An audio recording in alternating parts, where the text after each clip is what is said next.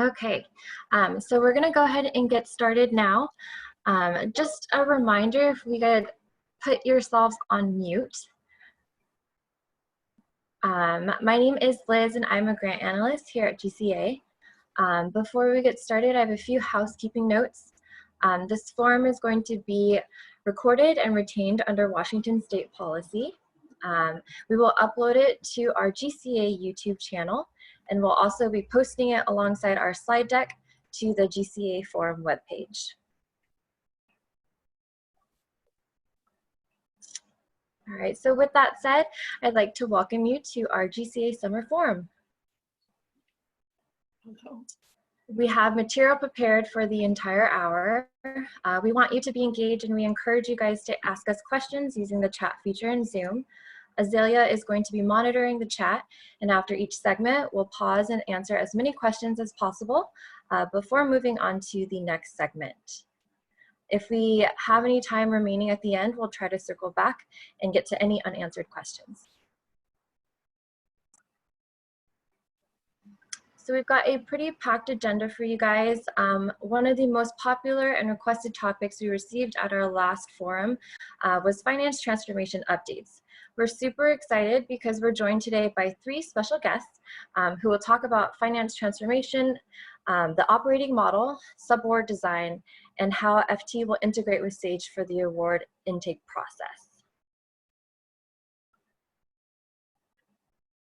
So before we get into finance transformation updates, we're going to have Andrew Sawyer, who is part of our post-award fiscal compliance team, kick us off with a few training updates.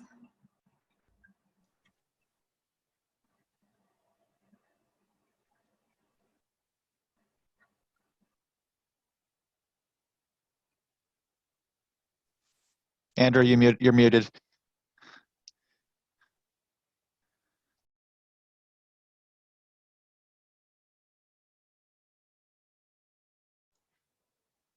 Andra's audio is not coming through, but she's not muted anymore. Hi, Andra.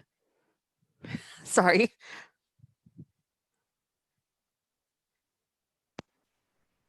How's that? That's perfect. There we go. Oh, there we go. Okay. Nice. Sorry about that. Okay, I'm going to try again. Sorry, guys. I'd like to say we've been spending the summer learning how to record, but obviously I'm having some trouble here. So Matt and I are starting to record all of our core classes on there. Our goal is to convert a lot of the ones that we offer via core in person via Zoom. I'm not going to do all of them, but most of them will be doing that. So we've been working on that. What we've also decided to do is, because a lot of those modules in some of those classes are very good sort of short tutorials on complex topics that we are frequently asked about. So what we're going to do is do two things with some of those modules. One is they will be part of the core class.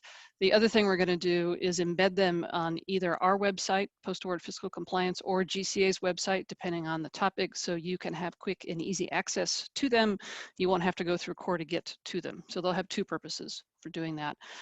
We're in the middle of working on this. We do have one up now, and I will show you, assuming I can do this right. So if you go to our webpage, and if you look under Training and Outreach, you'll see we've already got one up there, and it's one of our favorite topics, cost share F&A, which drives everybody crazy on that. So that's available to you if you wanted to learn more about cost share F&A. This is actually a recording of, I cover this in the F&A on the cost share class, so that's available to you.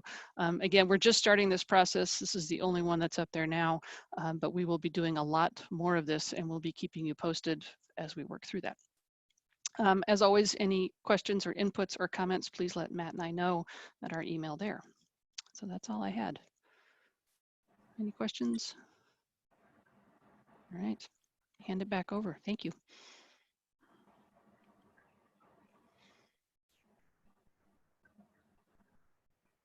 All right, thank you, Andra.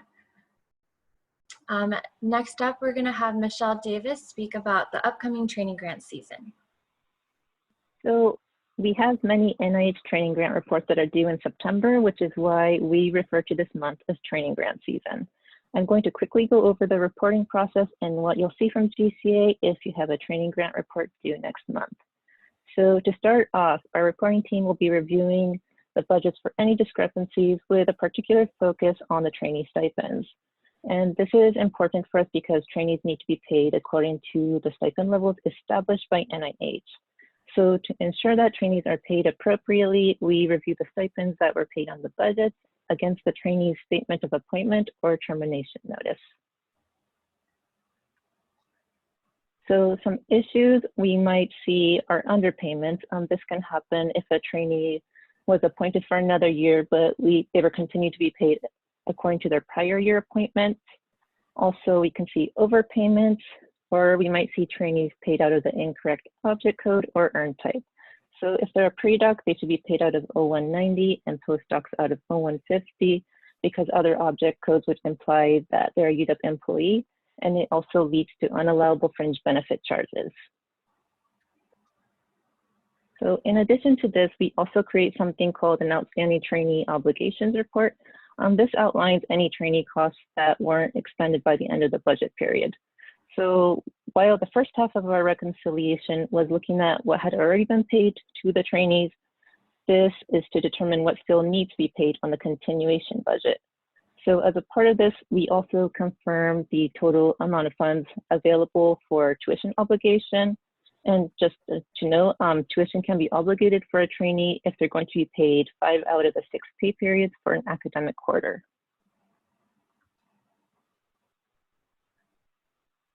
And once we've completed our reconciliation, we then send you a grant tracker communication. This is going to outline any issues we notice, such as with the stipends, unallowable charges, or any other issues that might impact the report or budget closeout. Additionally, we send you a copy of the outstanding trainee obligations report that we had prepared and the total amount available for tuition obligation. Furthermore, if we identify that the budget will have a deficit at closeout, we'll provide you with the amount as well as options for transferring off the deficit, which would be to move it to the continuation budget or to a non-federal budget. So what we ask from you at that point is to review our communication and also the outstanding trainee obligations report. And if you want to obligate any tuition into the continuation, if you can update the report with the amounts and then send that back to us via grant tracker, and then we could document that on our end. And then also if we had identified any payment issues with the stipends, if you could work on correcting those. Some of them might take a little longer and may involve the ISC. And then finally, if we had identified a deficit, if you could just let us know where you'd like to transfer that to, we can take care of that when we complete the report. And so this was, okay. So this was just a quick overview of what's to come in the next few weeks. I've listed out some resources here that you can refer to if you want to read up a bit more on managing training grants. And of course, if you have any questions specific to your budget or just in general, you can always send us grant checkers or emails to gcahelp@uw.edu. Thanks. Michelle, I have one question. Are there any postdocs okay to be on earn type 0110? They have to be on 0150.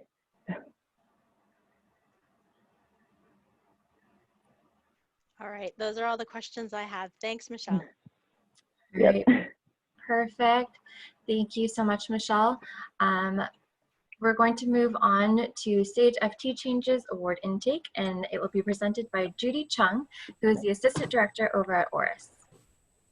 Okay, are you seeing my screen okay? Yes. Yes. All right, I'm going to talk to you about some of the stage changes that are coming through with the finance transformation. Hang on, I'm trying to get it to word as expected here.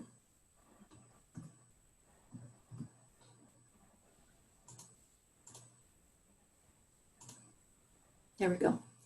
Okay, so finance transformation, this is a little blurb that's published on their materials, is trying to take advantage of as many streamlining opportunities as we can and really reimagine the way that we do business with our finance-related research processes. So in line with that, some of the discussions that we've been having at the business unit level, as well as through the process transformation teams, is how can we streamline processes from end to end, from the time when you need to communicate a need to OSP through the review and processing of that over to GCA and into the finance system. So some of what we're targeting, some actions on the SAGE side around, is moving that email intake and the communications that are happening back and forth through email to system intake instead. So new intake forms in SAGE. We're also looking at where you're doing paper approvals and turning those into online approvals, where there's big black holes of status, where you're not clear where something is at, where you need a little bit more information, and providing that transparency through SAGE, and looking at where duplicate entry is happening, both in SAGE and in the finance system, or perhaps other systems as well, and targeting interventions to streamline and move processes into a more efficient state. We're going to be targeting a couple of pre-FT releases that happen before the final workday release, in order to lay the foundation for building out some of these new award components in SAGE. So the first one of those releases is going to be around advanced budget setup. This is an area that was ripe for improvement because there's a lot of disjointed processes within it. So by tackling this one early, we allow ourselves the ability to relieve that pain point without waiting for 2 years, but we also have the ability to establish a new template for intake that we can then apply to subsequent forms of intake, like award setup or award modification intake to come. So it's really laying foundation for future work in an advantageous way. I'm going to go through some of the design concepts on the award intake, the advanced intake form, that again are going to apply to other intake forms as well. So what you see here is a new proposed layout for intake forms with our section navigation along the left. And these are some of the common elements of the navigation. So you'll generally see a general information area where you collect details specific to that type of work item. So it would look, this page would look different for modifications, for example, than it does for advances. And the cost sharing section for advanced budget for other parts of the award life cycle would be a budget and a cost sharing area. So you would be communicating new budget information there, as well as cost sharing information. For non-fiscal compliance, we would be expecting the ability to revisit those compliance questions, and for supporting attachments to be allowed for each new intake form, and a review and submit based on whether or not approvals are required for it. Then along the right, you would see references to application details where it's advantageous. There might be certain screens where it's advantageous to show other details along the right as well. So you would kind of see contextual information that's helpful to your work. Now, if we look at some of the details of the other section, for cost share, it would be pretty straightforward, yes or no. And in the short run, it would be uploading that new addendum. But in the future, as I mentioned, this would include budget information as well, the ability to connect a new version of SAGE budget here that represents the award budget, or to enter additional information related to budget here as well. This is a view of what the non-fiscal compliance might look like. So these are all familiar sections from the EGC 1. So the thinking here is that this would be the opportunity to review those. And for things like human subjects and animal use, it might be updating a protocol that didn't exist before. For some of the other compliance areas, it might be making a change based on either erroneous information submitted at time of proposal, or just a change and shift from between time of proposal and a later stage, either time of award or beyond. We envision an ability to quickly say no change and move it along without having to do a lot of additional entry. And we also intend to display the most recent data submitted on the last item where it was updated, so that you're always kind of moving the latest and greatest forward throughout the award lifecycle.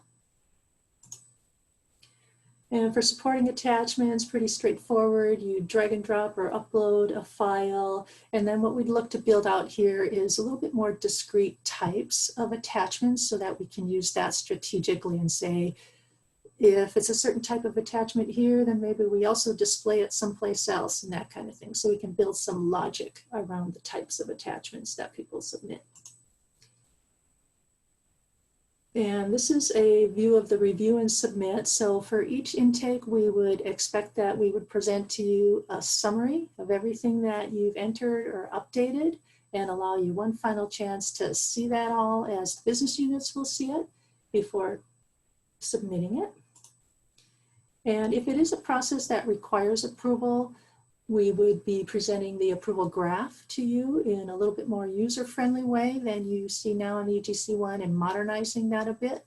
And in the future, we'd also be looking at ways that we can provide you a little bit more detail around what might be causing a hold or what additional reviews are still in flight around things like SFI and that kind of thing. So we would start basic with first advanced release, but then over time we'd look to make this a lot more information rich to allow you to see what it is that's impeding progress and what actions you can take to help move things along. And then following on, after the advanced budget release, we want to start building out that new award section in SAGE. This will be the place where future award setup and post-award actions are taken from. So the next slide is to show you a view of what that might look like for you. So we'd intend it to be a new section within SAGE, and you'd see all of the awards that you are somehow associated with, based on the contacts and access, with the ability to search in the upper right. And when you've identified an award that you're interested in viewing or taking actions off of, you have the ability to expand and see some of the details. So what this represents in this first midsection here is all the work items that exist for that award. So giving you a quick, easy view to see what's already been received or in flight and what its status is. In the short term, we'd probably link you off to my research for the details within that. And eventually we'd look to meet all those information needs in this same place. But we'll start skinny and iterate on that. In the lower area, we might see things that are updated over the life of the award. So rather than having to dig through the individual work items to find what a compliance response was, for example, at time of advance versus time of award or modification, you can see the latest and greatest here hanging off of the award level. So the things that right now we're looking at hanging off of the award level for latest and greatest are the budget and fiscal compliance questions, the non-fiscal compliance questions, and PI and personnel updates. And then over to the right would be an example of how we could present to you a list of the actions that are available against this award. And we'd hope to use some smart logic here so that we wouldn't present actions to you that really shouldn't be allowed or shouldn't be taken. So that'll depend on some of the other variables, some of the other data points on that award. So for example, if it's a non-award agreement, then we wouldn't want to allow an advance against it and that kind of thing. So just kind of system logic that can help prevent mistakes from happening. So those are the two pre-workday release targets. We're hoping to get the advanced intake out in late fall of this year and in award view in winter, and there's a typo there, that should be 2021, winter at 2021. And then for the workday release targets coming out in 2022, that's where we would look to build out the award intake, the award modification intake, and provide the ability to connect SAGE budgets to the above. And along with the ability to connect SAGE budgets, we would also be looking at creating versions of budgets to represent different times in the award lifecycle, different phases of the award lifecycle. We'd allow subaward budgets to be connected and represented as well in those intake items. We see using SAGE budget to accommodate budget reallocations and changes. And what's being evaluated as well will be whether or not there's any advantageous use, any advantage in looking at providing cost share budgets within SAGE budget as a tool. getting off of that PDF and keeping it more in the system. So we don't know the answer to that yet. We're just starting the discussions around whether that would hold promise or not. And then again, the intake form for the Workday specific intake award modifications, similar framework, the left navigation, the right references to the GCA, but questions specific to that particular intake. And that's what I prepared for today. So let's see what kinds of questions we have in the chat. It looks like we don't have any. Okay. All right. All right. Well, thank you, Judy. Up next, we have Nicole Flack, who is part of the FT team, and she'll be talking about the Subaward business process design. All right, good morning, everybody. I'm with the UWFT program. I'm the configuration lead for the grant award to close process area. Are you able to see the slides? I think we're, Yeah. Yes. Okay, just wanted to make sure. All right. There. So as the configuration lead, I've been working with our process transformation team to put forth what our future state business process design will look like for the Subaward process. And with one of our 11 transformation goals is to design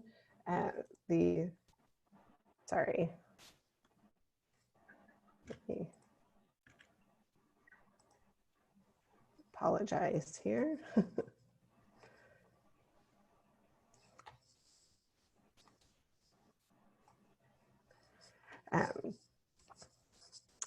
Is to design the future state business process flow for the subawards. Before I dive into what that future state will look like, I want to kind of start and show you where it is today. And then when we go and I show the future state, just keep in mind, this is where we are today with what we believe. And as we move into the next phase of our program, we will be testing out this design that I'll be showing today. So what we end up with July 21 or 2022 may be different, or it may be the same. We don't know. So just to keep that in mind. Here you have the current state where the units are preparing both their request in the Ariba system, and then they're also submitting a request within the Sage system.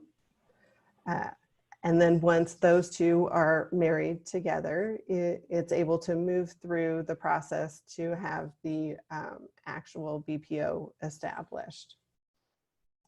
As we move into the future state design here, the units will still be the ones that start and initiate this request.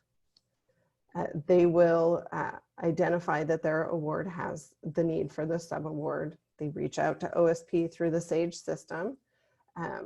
OSP will be working on that, and once the finalized negotiated agreement is established, the Sage pre-award system will integrate with the Workday system to establish the supplier contract. Once that supplier contract is established, a representative or a buyer or subaward specialist will use that supplier contract to create a purchase order. And then that purchase order will be used by the supplier to submit invoices on the award. One of the special setups within the Workday award structure is the award line.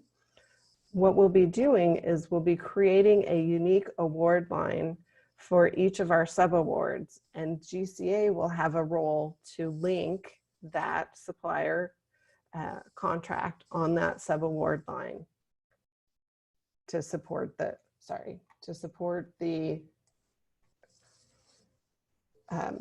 purchasing, the expenditures from that subaward for posting. Looks streamlined, simplified, straightforward, right? So when we think about the process, what is changing within this new subaward? Well, units are submitting a single request. They no longer have to submit a request through 2 different systems. And in addition to that, there's no secondary level of approval needed, because that initial request that triggered OSP to engage in the negotiations with the subrecipient for that subaward have already been granted. We don't need to then say, once we set up the contract in the finance system, that we need another approval.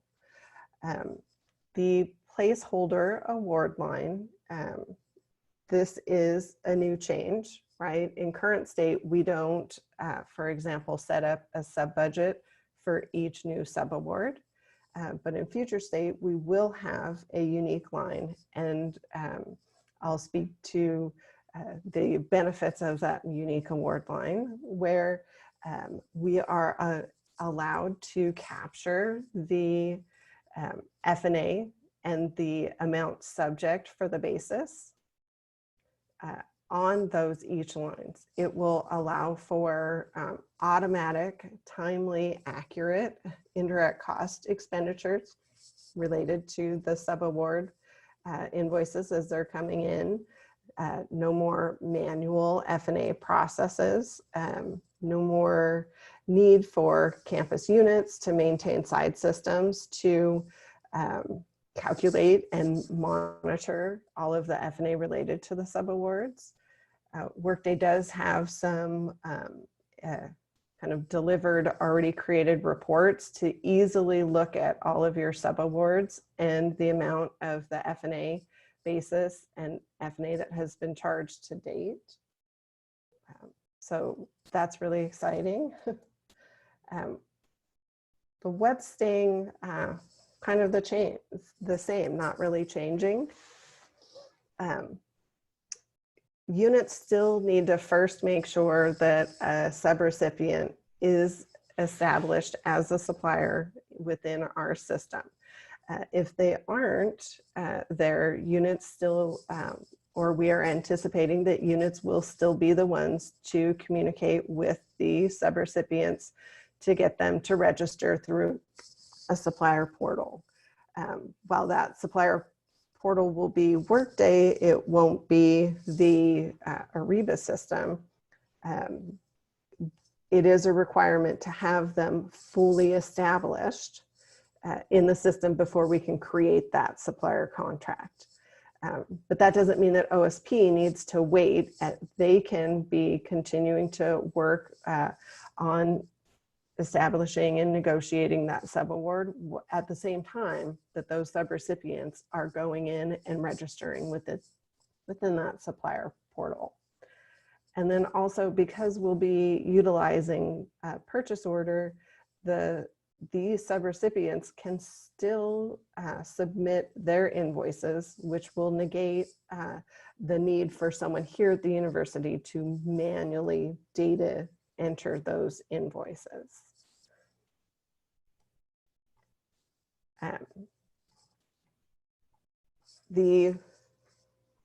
That's kind of it for the subaward process, but I realize in talking about the subaward process, we introduce the component of what is the Workday award structure. So the concept and the idea of that award line that makes it unique to support this the purchasing and the F&A calculations for the subaward. So I wanted to share this slide here to kind of give you that higher level overview of what that award structure looks like in Workday. So the award, you can think of that like the umbrella. That's the overall kind of container of high level information supporting this award. So who is your sponsor? What are the dates? What is the overall amount for this award? And various other attributes. The award line is a more granular level of detail. And so a lot of times people equate that to, say, a sub-budget or an individual budget in our current state. And within that award line, you get additional attributes. This is where the specifics of our reimbursement method come in, whether this is a cost reimbursable award or a milestone or fixed amount award. This is where we define the individual F&A rules for the award, which is so important when it comes to our subawards, because as many of you know, only the first $25,000 is subject to F&A for subawards.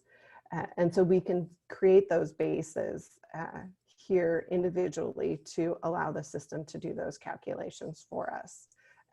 It also allows us to apply multiple different F&A rates by setting up individual award lines at each of the different rates. The award line is also our connection point to connect the grant work tag, which is the unique identifier in Workday for our grants. So much like a budget number is a unique identifier in today's current state, the grant work tag will be that identifier in the future. And so the award line connects the grant work tag to the award. And then also the award budget is a unique component of your award. So that allows us to break it down, whether it's for the overall award or down to the individual award lines itself. And so we've been working closely over the past several months with our process transformation team and partners in other process transformation teams to come together on the not only this award setup structure and the information that supports it, but on the sub-award process. So a lot of, wow, initial overview of some Workday for grants, but our primary focus here was on the sub-awards. So if there's any questions. Hi, Nicole. So we've got quite a few questions for you. I had a feeling. I'm going to start off with some BPO questions. The first one is, do we no longer need a BPO then? So in future state, we will have a supplier contract, which behaves very much like that, a high level umbrella of this is our agreement with that sub-recipient, and then the purchase orders can support and be that level of, say, the BPO. Okay. So there will be a purchase order tied to it. And do you know at what point that purchase order will be assigned?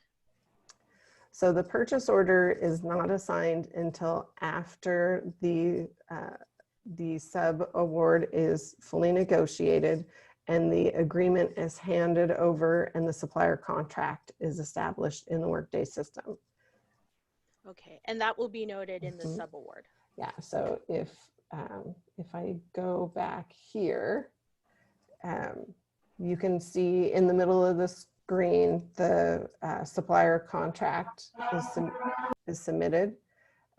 After that supplier contract is submitted, there is the purchase order for the sub-award is created from that supplier contract. Okay, thank you. Yeah. All right, so the next question, would Workday completely replace Ariba for invoicing on sub-awards? So Yes, with Workday, Ariba, we will not be using Ariba. Is there an ETA for Ariba being closed permanently? I don't have a solid answer for that. But when we go live, my understanding is we will not be continuing to use Ariba. Okay. Will vendor control transfer existing suppliers from Ariba to Workday?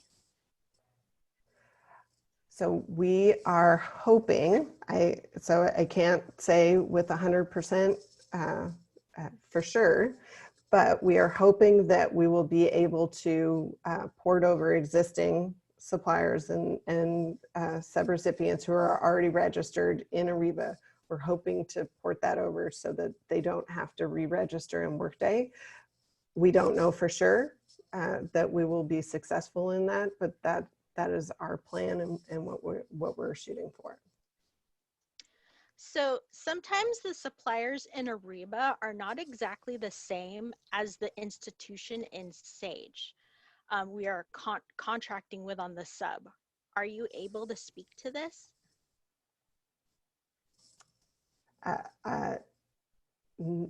Not just off the cuff.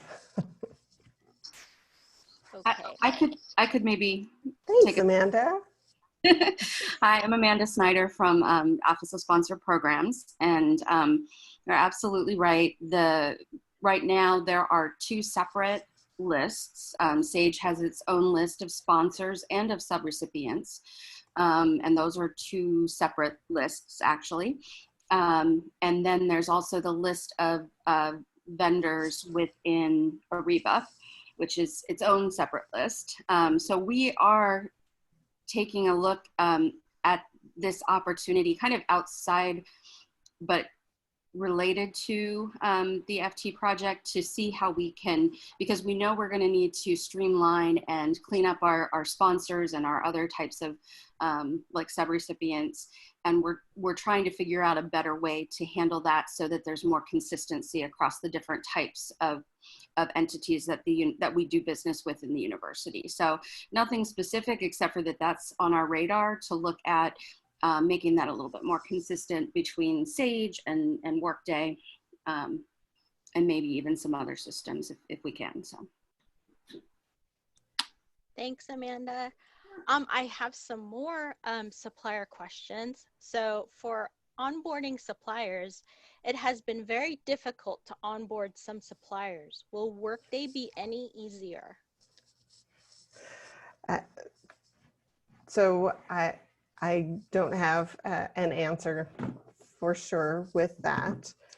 We are looking at finding ways where hopefully we can combine some of the information that we need that's unique to onboarding a subrecipient at the same time when they register as a supplier. But we're still in the design phase of seeing if we'll be able to facilitate that. So I don't know. But we understand that there are pain points around that. And so we're trying to see if there's anything we can do to help mitigate that.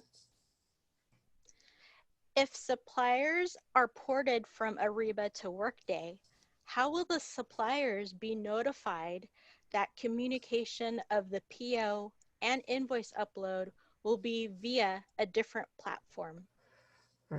So this is where we transfer over into kind of the full realm of what is the procure to pay space. And so the full details of these answers, I think, would be better directed at that team.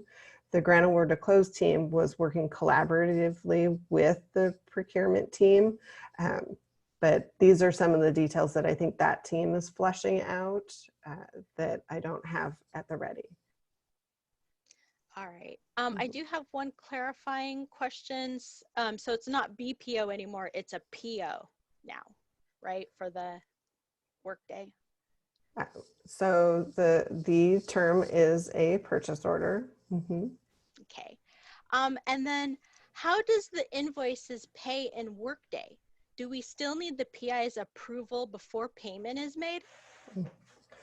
So we don't have the full process flow for that that end of the process, but yes, it is anticipated that an approval will still be needed for the invoice. Okay. And then I believe our last question, I'm just making sure because I had to jump around here.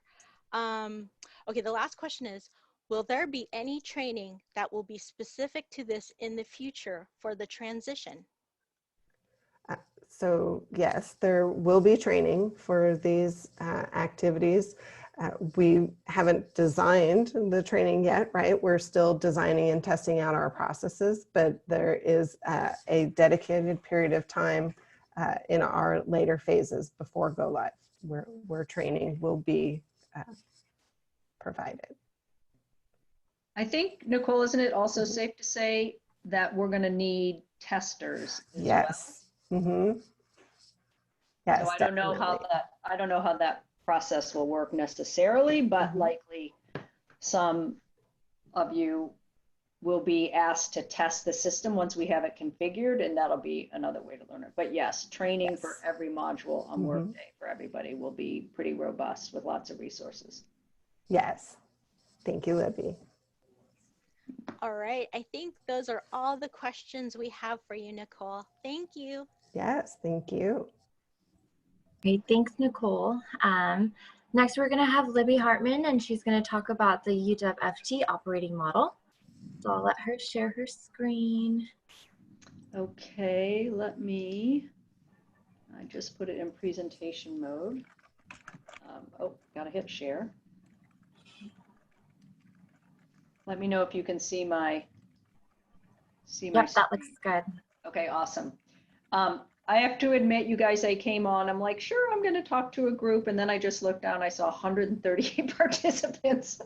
Like, wow. So suffice to say, we can't go through and introduce everybody, but my name is Libby Hartman. I'm the director of the shared service and the operating model team. There may be several of you who are not familiar with those terms, so we're going to clarify those terms. And likely when we get through this, I'm looking at the time, I'll probably have to go fast, but you guys may have some questions, and I'll rely upon Nicole and Stepanka to be able to answer some of those, how it relates to how this is going to impact where grants management work happens in the future state. When we talk about a shared service, I think probably most of you guys are aware, but the two big parts of the finance transformation are implementing Workday Finance and then also creating a shared service. The goal of the shared service is to create efficiency and increase productivity by having an environment where you have a group of shared people doing work on behalf of a broad set of units. And so there's probably many of you who heard of a Hackett study, but we were benchmarked against some other higher ed universities, medical centers, and organizations. And our procurement and finance costs are in the area of double of many of those institutions, right? So, and that's not surprising given how many systems we have and that every unit, every department is kind of doing their own work, right? So it's seen by leadership, the president and the provost said, there's an opportunity to streamline this a little bit. So the goal of the shared service is to drive that.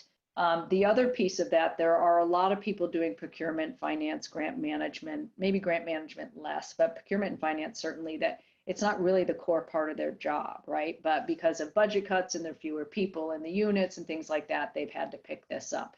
So trying to get people back to where their core expertise is, where the core reason that they were hired to do their job is another benefit of that. We talked about the productivity gains. There is a goal out there that across the entire UW institution, that by moving along this transformation within 5 years, we'll be able to reduce those costs by about 15%. So that's one of the reasons that implementing Workday will help streamline a lot, but having a shared service environment is going to be one of those things that will help that over time, be able to make sure we're utilizing our resources in the most efficient way as possible. There's also a big compliance issue, especially in the grants space. I'm guessing Lily's on the call, but in another call, Lily said yesterday, $1.4 billion in grants should not be managed on a 45-year-old system. And I thought that was very well said, right? Is that there are definitely some stories where other institutions and even PIs have been they've been fined because of lack of audit trail and things like that. And so we've been lucky in that area. We want to make sure that we don't get caught by that. That can erode the reputation of UW. It can erode the reputation of researchers and everybody. So this will give us an opportunity to get more compliance before that lands on our plate. And then the other thing is going to be, if I allow somebody else to do some of this work that's not reporting directly to me, that person really better know me. They better provide excellent customer service. They better bring me a lot of value in terms of what they know and their timeliness and response and things like that. So that's another critical goal of having a shared service. These are definitions, just to bring everybody onto the same page. I know a lot of you are not very close to the finance transformation. So when we use the term shared services, that's intended to say the organization in which the work that's identified at the level of shared that's in the hub, that's going to be in those hubs. This is the organization that's going to house the hub. So there'll be planned to have 6-ish hubs, depending upon where we land. And the shared services team will be the one that manages those hubs, manages the work that happens in that, and likely is residing within central finance. So that's what a shared services organization is all about. Lots of people, depending upon where you go, people have different names for it, but service centers is another common term that people use. So then the hub then are the individual service centers or hub within the shared services organization. And there is a conceptual model that's been in place for a couple of years that organizes the hubs by affinity based on volume of transactions. So I'll show you a slide that shows our intent and how we plan to organize those hubs for UW Academy. So if you don't know, medicine already is in a shared service, right? They have a procurement shared service and they have a finance shared service. Their grant work is nearly like ours, so they don't really have that, but they have two organizations that are centrally and shared done from a finance and a procurement perspective. So mostly what I'll show you is applicable to the Academy side. When we say strategic org design, that basically is when people say, how many hubs, where are they going to report, who are they going to service? What does that look like, right? So that's the organizational design of the shared service. Then when we start saying, well, how are the hubs going to be organized? How many people are there going to be? What teams are there going to be? How do we know who's going to staff the hubs? What are their jobs, roles, and responsibilities going to be? That's what we call the tactical org design. So we'll be able to show the strategic org design for all the levels of shared here at the end of September. The tactical organize is farther down the road. The tactical org design is farther down the road, farther closer to next summer before we start having any of those details. There's a ton of analysis that needs to be done so that we can really determine who in the units and the various campuses and everything else are doing what kind of work, and then to what level of fragmentation is there? Like one person, are they doing 5 different roles, or is one person basically just doing grants management, for example, or just procurement? So the data we're using on that is from 2017, what we call the Hackett data. And so 1, it's outdated, and 2, it's imperfect in that questions about how people reported their time.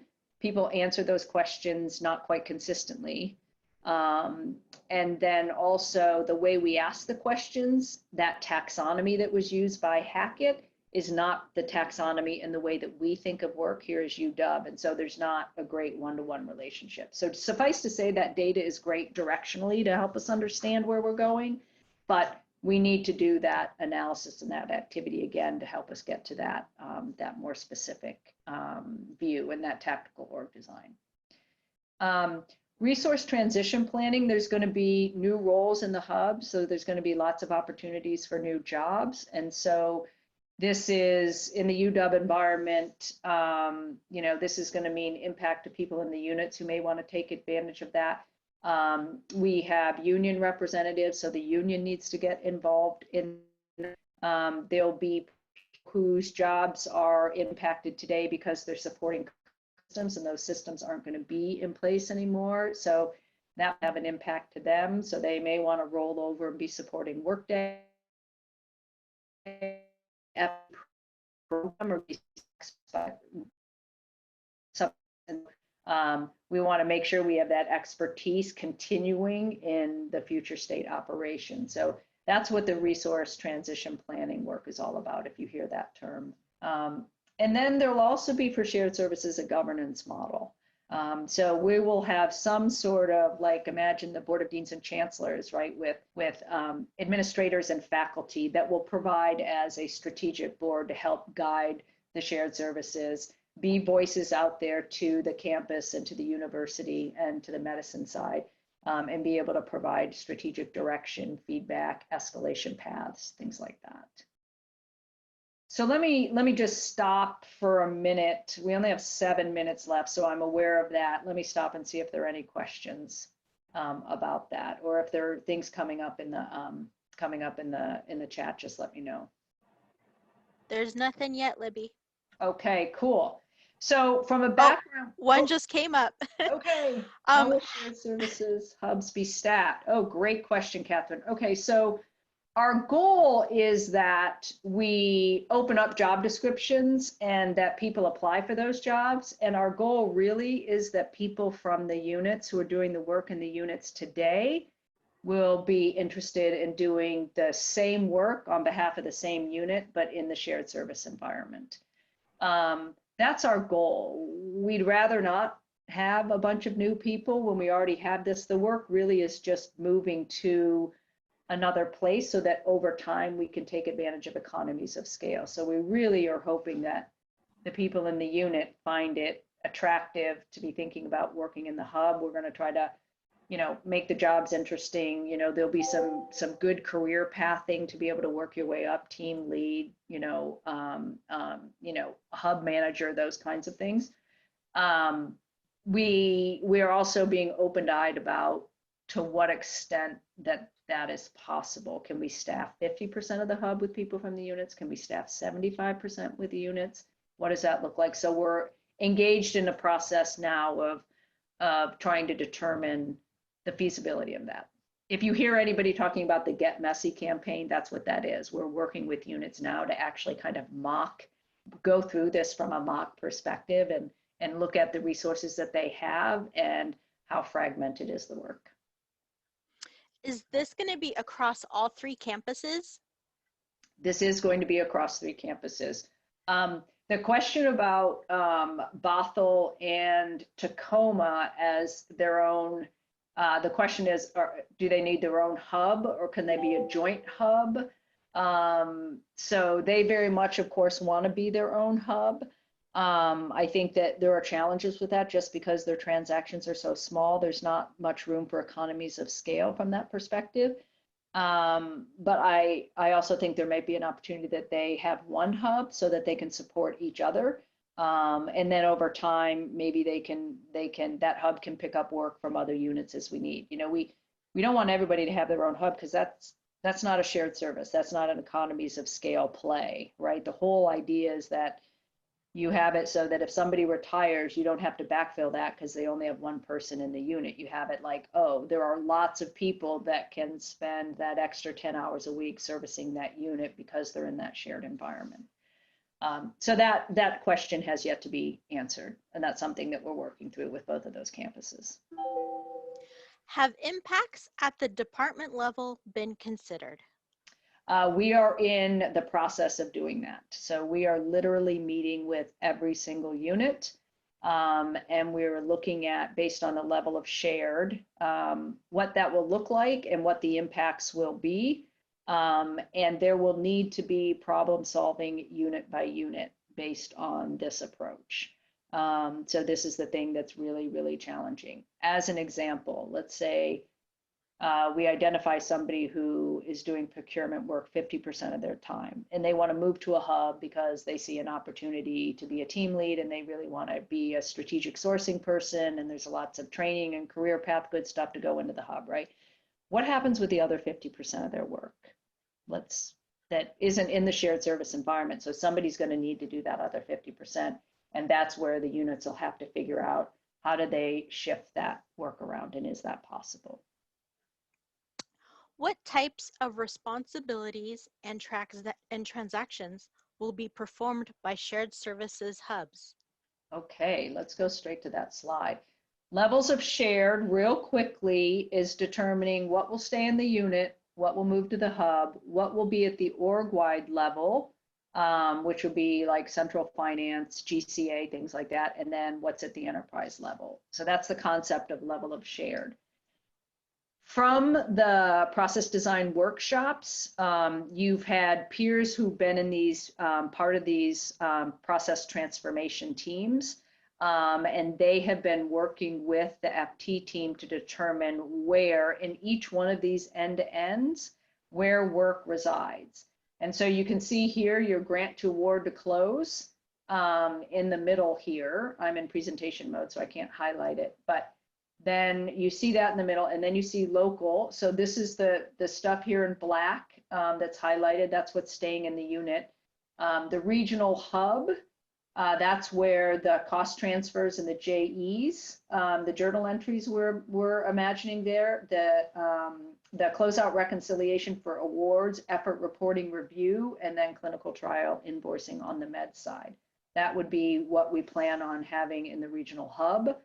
And then we have pre-award administration, which is happening at the org-wide. That's happening, is that research? Is that on the research team? That happens in the research team, I believe. And then at the enterprise-wide level, this is where you have post-award setup. This is where GCA is, and you have this activity. So that's what's planned for post-award. One of the questions that comes up is, if you have somebody that does pre-award and post-award, what's that going to look like if the post-award moves to the hub? And that's something that, again, we'll address unit by unit, and what does that look like, and what are the implications there? And we're still kind of gathering feedback on that. I wanted to quickly just point out, it is noon. We had this forum from 11 to 12, so if you do need to pop off, we do understand that. But if Libby, you're okay with continuing, we can continue for a little bit longer and finish up. I do have some time to continue if people would like. Okay. All right, so the next question is, if work moves but staff do not, are layoffs possible? I think it's only fair to say yes, that is possible. That is possible, yes. Okay. What is the timeline for finalizing the shared services model so that departments can use this information to fill current and upcoming vacancies appropriately? This is really hard. So timeline, in those definitions, that strategic org design, that is going to be 90% solid by the end of September. The tactical org design, that's going to be farther away, probably summertime. But I can tell you the units are already talking about the implications of FT and what that looks like. And we just have started having conversations with everybody about what those implications are and what the units and the departments in the larger units, the schools or colleges, are doing. So this is going to be a pretty iterative process, but given the fact that the president just put out, a 5% reduction in the budget cuts, they're thinking about that in addition to, okay, FT and Workday are coming soon. How do I manage all of that together? So we're working very closely to try to make sure that as we navigate this budgetary situation, that we align it with what will naturally occur by building a shared services and then going live, which isn't until July 22. So it's hard, right? It's very hard to navigate that, but we are having lots of discussions with the individual units, and they are planning and trying to figure this out. Is UW anticipating any FTE reductions as we look to move from a department model to a hub model? Based on what I've heard, I think the spirit would be that, in many cases with shared services, there's just planned layoffs, right? And I think the spirit would be that we would hope that would not have to be the case. But as you're trying to be more efficient, that's why I said I think layoffs could be potential, right? But the goal would be that we allow natural attrition to take place, so that if somebody is retiring, rather than then backfilling, you take an opportunity to have economies of scale from that standpoint. There are no plans for a layoff at the FT level. Like, that's not in our plan, that's not our scope, that's not anything that we're planning for. But as the units think about how they need to do budget cuts, those oftentimes having the people resources may need to be part of that. I haven't been at the U too long. There may be other ways that costs can be reduced. So I think every unit is going to need to figure out and address that for themselves based on the work that they have, the funding that they have. So the question is, who will pay for that portion of the job? And I'm assuming it's the hub jobs. Yeah, is that the question? Yeah. I can't give you a bunch of specifics because there's such a complicated answer to this that I've been asked to make sure the finance people are addressing this with the unit administrators. But the idea would be, like all services that are done on behalf of units, like facilities costs, like IT costs, that there is a chargeback. So the shared service, there would be a chargeback to the units for the shared service based on, I think, FTE headcount. Okay, and that looks like all the questions we have in the chat. You guys got way ahead of me. You asked all the questions usually after I go through all my slides. So I can just show you like what you'll get if we send this out. So this is the procurement slide, which shows the level of shared. You'll notice here with the hubs, there are some places that there is nothing happening in the hub, like in the AP area, strategy and planning, revenue strategy and planning, supply chain logistics. This is the conceptual model in terms of how we plan to have the hubs organized right now. There's a lot of analysis to look at again at a specific level, particularly in some of these admin areas and auxiliaries. So you see the question mark over here on the right-hand side.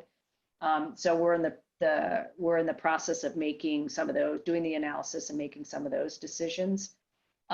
Up top here on the org wide, you see for the work that's moving to the organization, this is just an attempt to show the organizations that are likely to have to pick up that work because of what they do. And then this enterprise-wide shows organizations that may take accountability and responsibility for governing decisions across academy and medicine. Somebody asked in a previous meeting, is this hierarchy? Is this intended to be a hierarchy? It is not, right? This is not a hierarchy. The hubs don't report into these org-wides. The org-wides don't report into these enterprise. This is just intended to show the level of shared. And then just to give you an idea of what a hub might look like, or that what the shared services would look like rather. So here's the arts and sciences, professional schools, central admin, school of medicine example. And then within each one of these, based on the level of shared, there'll be probably a procurement team, a grants team, a record to report team, and then a miscellaneous AR team. Depending upon the volume, maybe a couple of those come together. Again, this is what the analysis will drive. And then down here, you see there'll need to be a shared service operations team, right? So project managers, you know, communication, BI analytics, training, all that kind of stuff. So that's sort of what the shared service as an entity will look like with the hubs that are planned right now. You'll see down here TBD hubs, right? So this is where when we decide about what to do with the auxiliaries and the campuses and everything else, that will become more clear. Here's just an example of one hub getting into a little bit more detail. So with the level of what's at the level of shared, the purchasing team would be PO processing, requisition, supplier contracts of a certain size, sourcing events, some T&E compliance work. And you can see the grants here, performing comms transfer, closeout reconciliation, effort reporting, clinical trial if appropriate, and then record to report, journal processing, help with year-end close, and then miscellaneous AR, external invoices, and then any needed invoice adjustments. So this is just to give a flavor of the types of work that'll be happening in that space. And the other slides I could speak to, but since we're over time, I think this is the meat, especially given the questions that you guys asked. So if there are, why don't we just spend the rest of the time, if there are any other added questions that came in, I can address those. Yes, one just came in. Two, will the hubs also handle HR duties, or is this solely a finance-focused perspective? Only finance, procurements, and grants. The ISC is the shared services for HR. So who is submitting the grant proposals? Nicole, who is submitting the grant proposal? So we haven't tackled any of the pre-award processes or structural changes, right? When it comes to finance transformation, we pick up at the post-award side. So I'm anticipating the pre-award activities will reside primarily in the units as they do today, with the pre-award offices supporting at the org-wide level. So OSP is there to support pre-award activities on the academy side. But for our medicine side, for example, Harborview, they will have representatives that help support their pre-award activities. Thanks, Nicole. We just got a question about slides on shared services, if this is going to be included on the GCA Forum website, and yes, it is. The other question is, what is the purpose behind multiple hubs versus one hub? Good question. So when we first started, when we, as in the people who were here before me, started talking about shared services, this is a pretty dramatic change for UW, as it is for any organization, and especially higher ed institutions.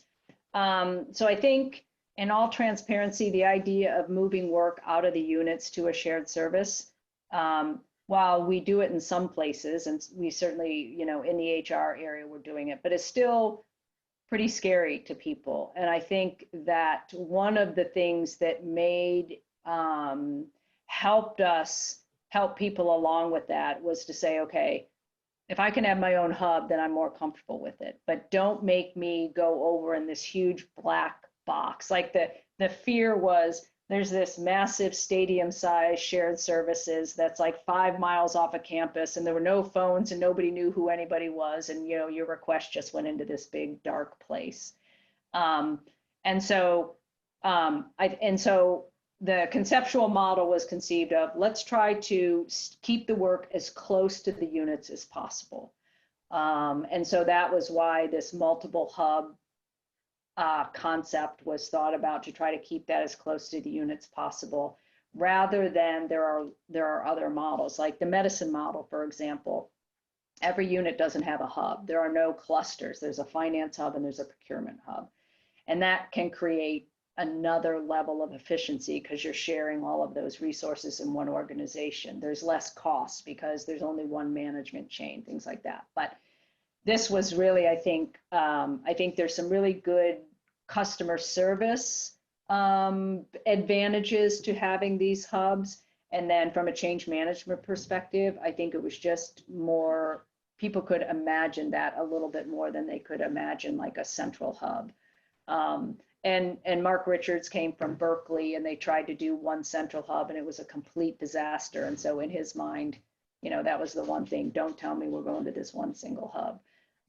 Likely 3-5 years, you'll see some shifting.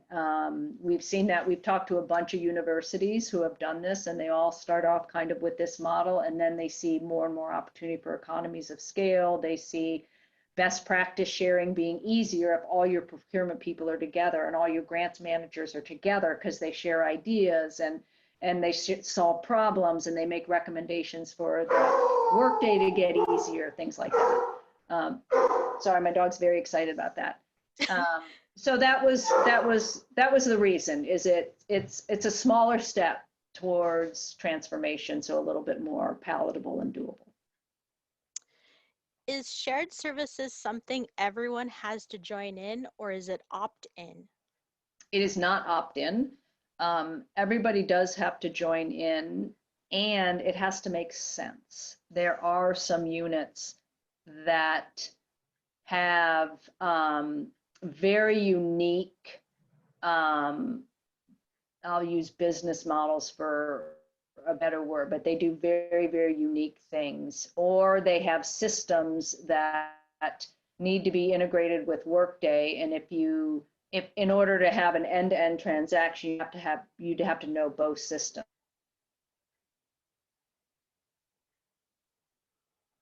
So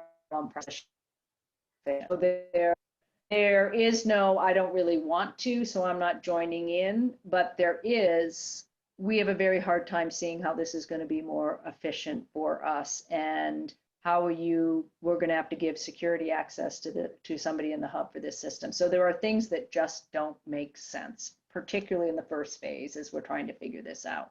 So likely there will be some units who will not be in the first phase of the shared services. Will there be different recharge rates associated with the different hubs depending on work type and load?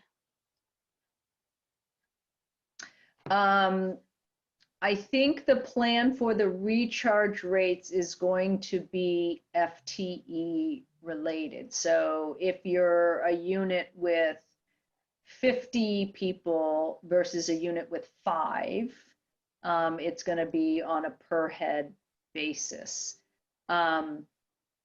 If we say maybe what you're getting to is like, oh, well, we don't do any procurement purchasing, we just do, you know, we just have somebody in the hub doing journal vouchers or whatever.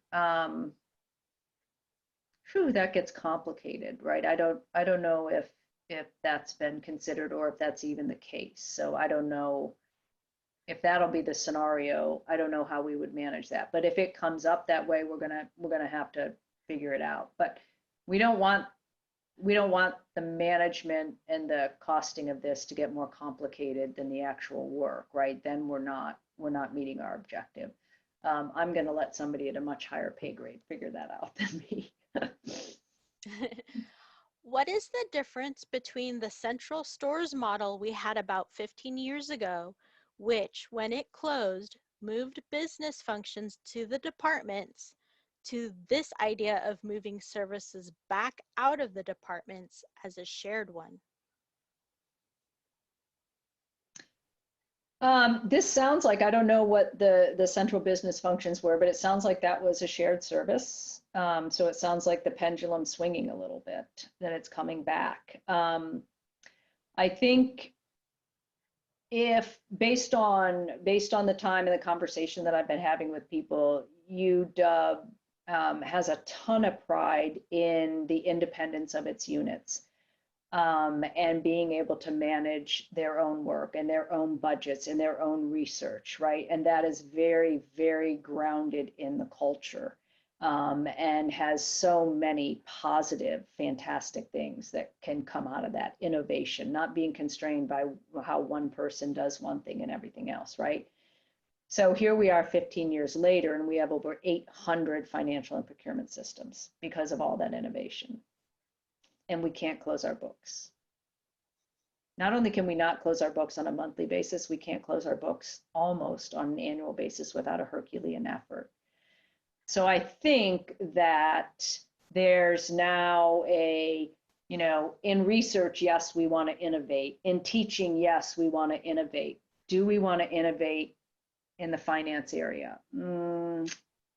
Some people might call that illegal, right? So there are just some areas that don't really need to be innovative. Purchasing is purchasing is purchasing. And if we do collective purchasing and we create buying power, then it's less expensive for everybody. Not everybody gets to pick the printer they want, right? And so there do tend to be some constraints, but given the ballooning of the costs, and now with the nature of some of the budget constraints, I think that having that pendulum shift back to a shared service model is just something that was just eventual, was going to happen at some point. So that's Libby's explanation of it. I don't know, somebody else might have a different explanation of it, but that's kind of what I've seen in my career, is kind of that pendulum shifting. All right, it looks like there are no more questions. Oh wait, I got a new one. Going back to the hub slide, have each of the departments that are listed within the 6 different hubs brought into the new hub structure? Is further discussion still possible for departments that are not listed under needs further discussion? Let me read that. Have each of the departments that are listed within the 6 different hubs brought into a new hub structure? Is a further discussion still possible for departments that are not listed under needs further discussion? Oh, that last piece, I'm not sure I understand the first one, but maybe we're talking about this slide. Let's see. And maybe, Catherine, if you come off mute and explain. Are we talking about this slide? Yes, this slide. Yeah, okay. So as an example, we just had a meeting with CoMotion this morning. And they have, the work that they do is very interesting, and they have like the invoicing scenarios that they have. One example was like, they let their customers not pay for 2-3 years. The reason is because they're trying to solve cancer, and okay, if they don't pay their bill to us for 2 or 3 years, that's okay, because they're in incubation and they're trying to do this. And so do we want to put them through the Dunning cycle like we do everybody else? No, right? So for that one, like, okay, CoMotion, maybe we would put that over further discussion required. It's just such a maintenance thing on the slide. We should put a caveat on here, many of these under review. So CoMotion is one of those that's interesting. APL is also very interesting. They've got, Department of Defense stuff going on. They've got security issues. We have facilities under there. Housing and Food Services has some challenges. That would mean it wouldn't. And then frankly, a lot of these that are under the central admin hub, we have yet to even get to them. So we've been very much focusing on the academy side, the people who do academics rather than the central admin. So as we dive into that, likely there may be that list of doesn't make sense might get a little bit longer. And you're the second person that said, hey, can we see the maybe list? We want to see that. So maybe we need to do a little bit better about highlighting what's still under discussion, so just people are aware of that. It's really just, we have these conversations. I go from meeting to meeting to meeting, right? So it just would be a slide maintenance challenge to do that. But yes, there are still some open questions so that we don't We really don't want to make any dumb decisions. I'd rather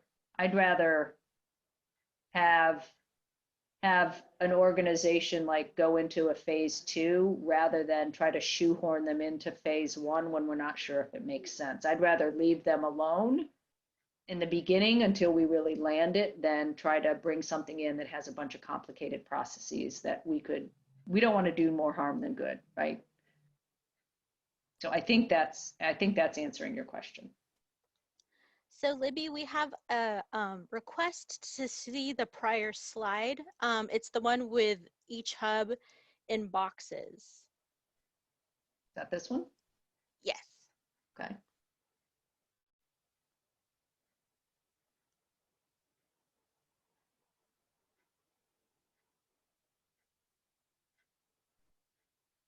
And you notice this red thing up here for discussion purposes only?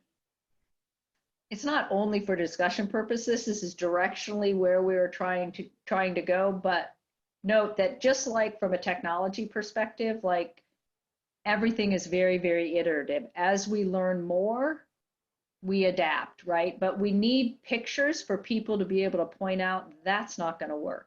So if we don't put a picture in play, then people have a hard time anticipating whether or not something's going to work or not. So we put a picture out here, and then we find out more about what might be challenging of it. Then we amend it, and we put another picture out there. So suffice to say, at this point, we are not hardened in cement, but we are conceptually very, very clear that this is the path that we're on, with probably some nuances and changes and additions that'll have to be made. Okay, well, thank you, Libby. I think this is going to conclude our GCA Forum. I just want to say thank you to Judy, Libby, and Nicole for joining us. We hope you guys enjoyed it and learned some new things. I just want to shout out that we will be sending out a quick survey after the forum, just requesting some feedback and if you have any ideas for our next forum. So just be on the lookout for that. We appreciate all of the feedback you guys do give us. So thank you again, and we'll see you guys at the next forum.